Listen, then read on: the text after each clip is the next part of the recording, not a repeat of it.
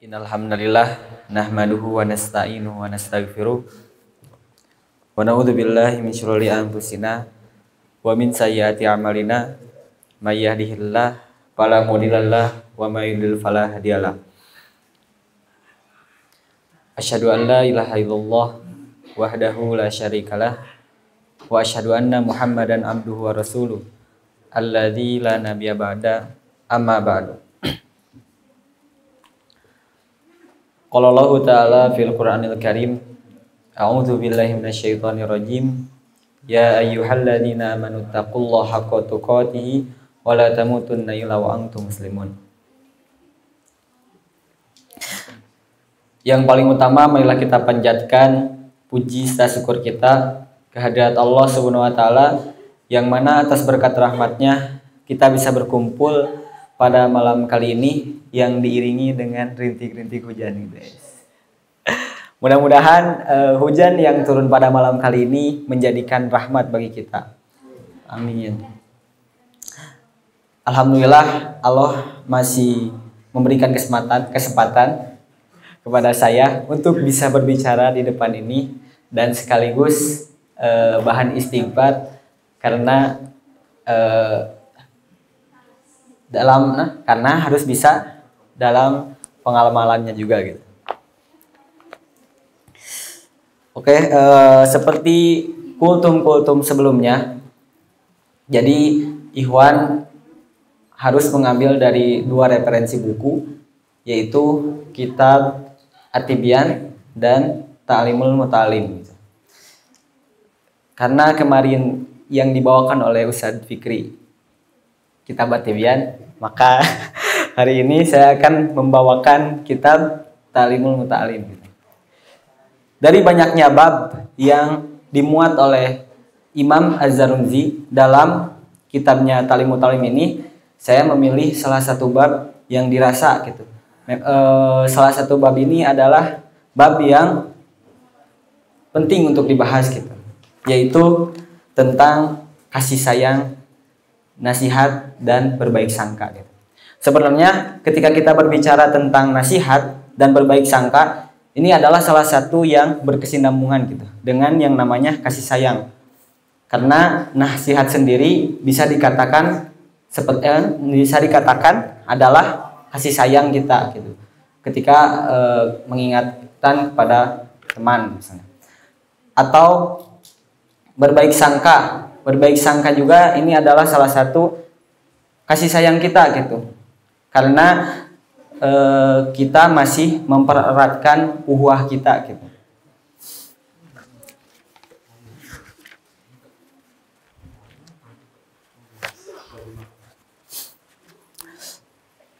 Ketika kita berbicara tentang kasih sayang, teman-teman, maka hendaknya gitu seorang yang berilmu atau seorang yang berilmu itu harus gitu, dan harus bahkan menjadi kebutuhan pokok gitu bagi seorang penuntut ilmu mempunyai rasa kasih sayang, saling menasihati, dan berbaik sangka gitu. Karena jika kita tidak mempunyai rasa tersebut gitu, maka seperti apa yang disebutkan dalam kitab Ta'limul Muta'alim, di sini dikatakan hal seperti itu dapat membahayakan diri sendiri gitu. Jadi ketika kita tidak mempunyai rasa kasih sayang, saling menasehati, dan berbaik sangka, maka secara tidak langsung kita memperburuk keadaan hidup kita gitu.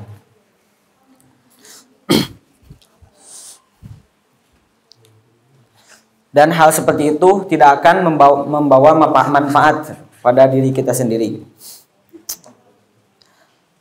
Ada salah satu ulama yang berkata bahwa pada zaman itu banyak ulama yang berkata seseorang putra dari seorang yang alim, dia itu menginginkan murid-muridnya agar menjadi ahli Al-Quran karena ketulusannya kepada murid-muridnya dan selalu mendoakan murid-muridnya maka putranya ini menjadi seorang yang alim gitu, atas keberkahan dari mencintai seorang murid-muridnya gitu. Bahkan ada juga seorang ulama yang masyhur gitu di zamannya, sehingga pembesar-pembesar yang mempunyai pembesar-pembesar kayak pemimpin-pemimpin pada waktu itu yang mempunyai anaknya mengirimkan anak-anaknya kepada ulama ini, sehingga ulama ini mempunyai anak 2 orang ya. Anaknya ini anaknya ini tidak bisa memiliki waktu banyak belajar dengan orang tuanya ini, padahal orang tuanya ini adalah seorang ulama yang besar gitu. Karena sayangnya gitu seorang ulama ini terhadap murid-muridnya, dan lebih mendahulukannya karena seorang murid-muridnya ini datang dari penjuru bumi gitu, manapun yang jauh, maka dia pun maka itulah salah satu kenapa gitu dia lebih mendahulukan seorang muridnya. Dan atas apa yang dia lakukan, seorang ulama besar ini menjadi keberkahan kepada anaknya, sehingga 2 orang anaknya ini menjadi ahli fikih pada masanya. Bahkan ahli fikih pada masa waktu itu dikalahkan oleh 2 anaknya gitu. 2 anaknya ini gitu. Padahal ketika kita lihat di dalam kisahnya bahwa seorang ulama ini hanya memberikan pengajaran kepada anaknya itu di waktu siang gitu. Seperti kita ketahui gitu teman-teman, ketika kita belajar di waktu siang itu adalah suatu waktu yang melelahkan gitu. Bahkan kita di sini gitu ya KBM gitu sampai setengah 11 kan ya. Kalau misalkan kita aja gitu tiba-tiba gitu mau qailullah nih, terus tiba-tiba ada yang ini gitu yang ngasih tahu KBM misalnya, itu gimana gitu perasaan kita gitu, pasti kan gimana rasanya tuh? Apa? Luar biasa, keren ini mah. Ya pasti kesal gitu kepada kita karena itu seharusnya waktu tidur gitu. Nah, seorang ulama ini menempatkan di waktu tersebut. Bahkan anak-anaknya ini pernah mengeluh gitu karena waktunya di siang hari. Dikarenakan ya seperti tadi gitu, melelahkan, dan siang itu harusnya istirahat gitu.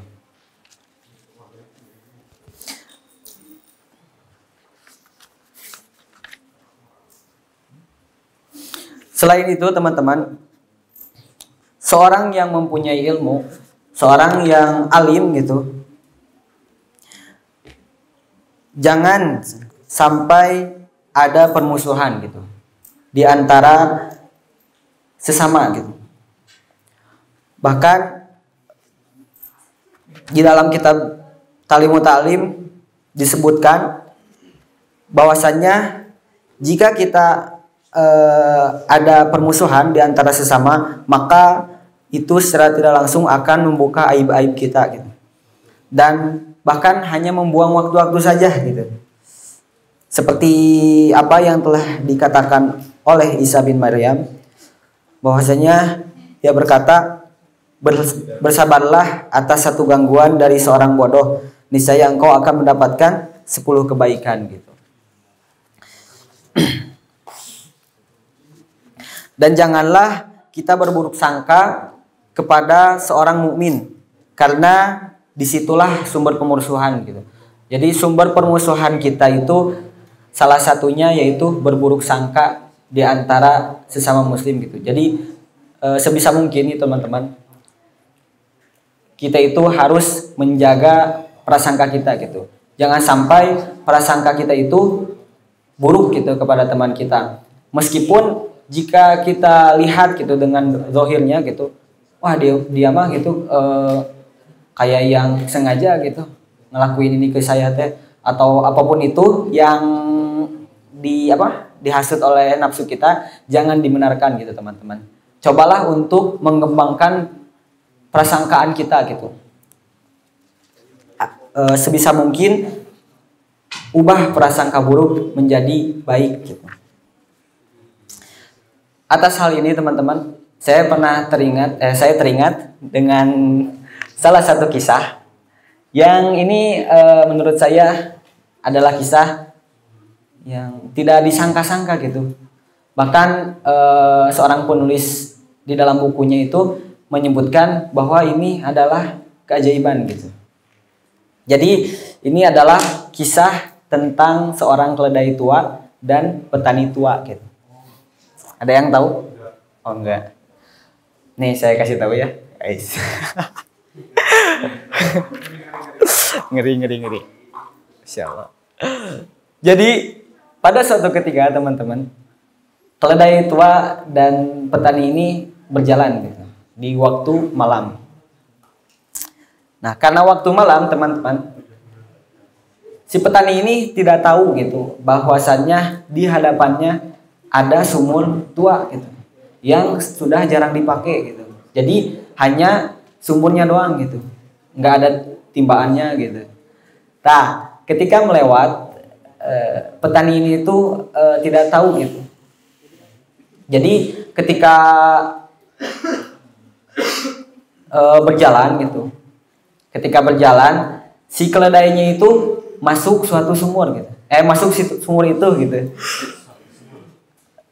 Masuk sumur itu dan si petani ini panik gitu. Ketika keledainya masuk sumur, dia itu panik dan bahkan dia itu mencoba untuk mengeluarkan dengan berbagai cara. Cara yang pertama si petani ini lakukan adalah dengan memberikan tali kepada si keledai ini supaya dengan bermaksud agar si keledai ini bisa menggigitnya, lalu petani ini menariknya. Namun hal itu gagal teman-teman.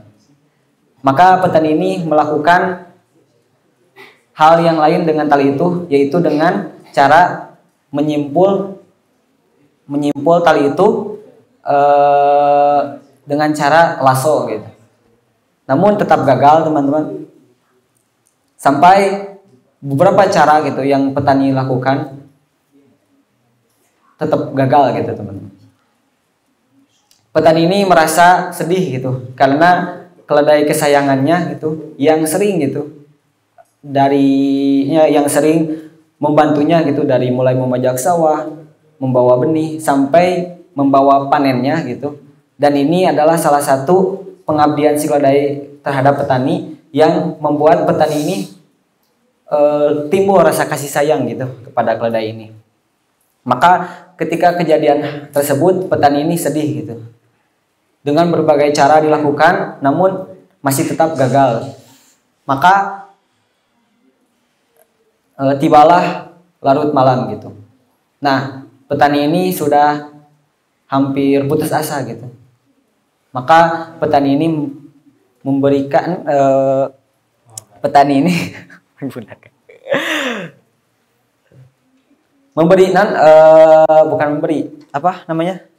keputusannya yang terakhir gitu, yaitu dengan mengubur si keledai itu. Bertujuan supaya si keledai itu bisa tenang gitu. Maka dia mengambil paculnya, lalu dia pun mengambil setimbun tanah gitu yang berada di sekitar sumur itu.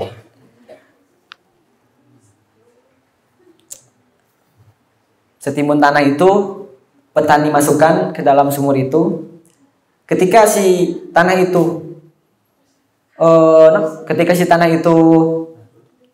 dimasukkan ke sumur pada kali pertamanya gitu, si keledai ini marah gitu karena dia itu menyangka bahwa petani ini jahat gitu. Nah, namun ketika si petani ini terus memasukkan tanah gitu, si keledai ini jadi mikir gitu, kenapa gitu si petani ini memberikan setimbun tanah, memasukkannya, apakah dia ingin membunuhku? Ternyata ketika dia mencoba gitu menghindar dari tanah yang dimasukkan ke apa sumur itu, bahkan dia itu meloncat ke kanan ke kiri, dan dia itu ketika ketika dia meloncat ke kanan ke kiri gitu, dia semakin sadar gitu bahwasannya apa yang dilakukan petani ini mungkin gitu. Jadi dia itu mengubah prasangkanya gitu. Yang tadinya prasangkanya si petani ini mau membunuhnya, dia ubah bahwa si petani ini mau menolongnya gitu. Jadi ketika tanah yang dimasukkan itu, dia menghindar ke kanan ke kiri sampai si tanah itu naik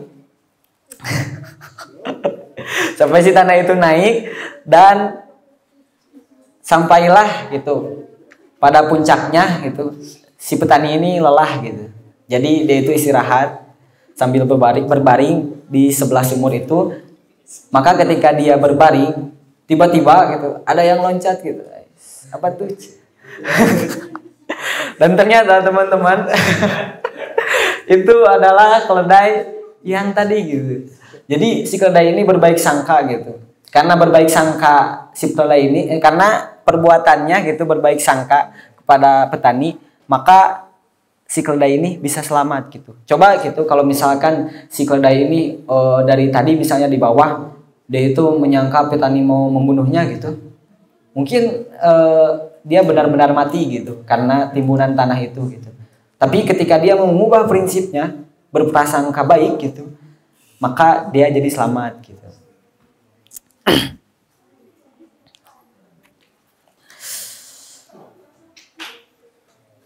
Teman-teman yang dirahmati Allah Subhanahu wa taala, ketika kita berbaik sangka, maka kita akan memperbaiki uhwah kita gitu. Jadi uhwah kita itu akan terjaga jika kita masih berbaik sangka terhadap sesama gitu. Meskipun gitu, apa yang telah tadi saya katakan, zohirnya mah gitu teman ini teh misalnya teh buruk gitu. Tapi ketika kita ubah gitu, mindset kita baik gitu, maka insya Allah gitu kita akan menerima keajaiban gitu. Hal ini itu pernah dilakukan gitu teman-teman oleh seorang alim bernama Tolhah bin Abdillah bin Auf gitu. Kisah ini tercatat dalam kitab Raudatul Ukala karya Imam Abu Hatim gitu.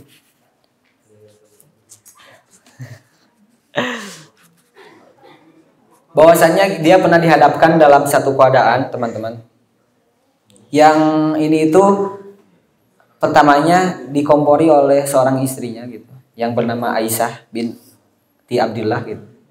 Jadi dia itu mengeluhkan gitu kepada suaminya bahwasannya dia itu melihat gitu teman-teman suaminya ini ada keburukan gitu di dalam di antara teman-teman suaminya ini gitu. Dan ketika dia berbicara dengan Tolhah gitu, Aisyah ini gitu, maka Tolhah ini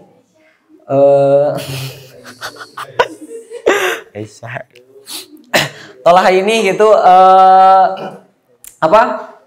kaget gitu apa yang dikatakan istrinya ini, sehingga menyuruh kepada istrinya jangan keras-keras gitu karena takut didengar oleh teman-temannya gitu. Dan karena takut didengar oleh teman-temannya gitu, sehingga suaminya ini menanyakan gitu apa gerangan gitu yang membuat yang membuat teman-teman seperti itu gitu. Maka istrinya itu menceritakan bahwasannya teman Tolhah ini suka datang gitu ketika Tolhah ini senang gitu, dalam keadaan senang. Jadi dalam keadaan senang itu suka ke rumahnya gitu. makan-makan gitu. Tapi sebaliknya teman-teman, ketika Tolha ini dalam keadaan susah, teman-temannya ini gak datang gitu. Nah istrinya ini mengadukan gitu, kok sahabat-sahabatnya itu seperti itu gitu sikapnya.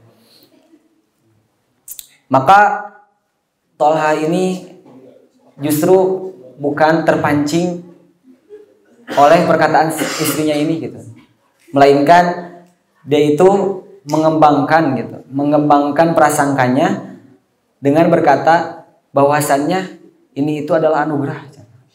Kenapa ini bisa jadi anugerah gitu? Dan ternyata gitu, dia memandang bahwa ketika teman-temannya datang di saat senang, maka itu adalah hal yang semestinya gitu dia datang. Jadi dia bisa menjamunya gitu. Namun ketika dia tidak datang ketika susah, maka itu adalah salah satu anugerah gitu, karena jikapun datang dia tidak bisa menjamunya gitu. Nah ini adalah salah satu contoh teman-teman, mengembangkan berpikiran prasangka, meskipun ketika kita lihat gitu yang dohirnya gitu, teman ini misalnya temannya Tolha ini buruk gitu dohirnya kelihatannya, tapi karena Tolha ini mengembangkan prasangkanya gitu dengan berprasangka baik, maka temannya ini ya tidak terkambing hitamkan gitu. Ya mungkin itu saja yang bisa saya sampaikan. Kurang lebihnya mohon maaf karena kesalahan dari diri saya pribadi, mungkin kelebihannya dari Allah Subhanahu wa taala. Mungkin kebenarannya mutlak dari Allah Subhanahu wa taala. Dicukupkan sekian, ditutup dengan doa Rabbana atina fid dunya hasanah wa fil akhirati hasanah wa qina adzabannar. Wassalamualaikum warahmatullahi wabarakatuh.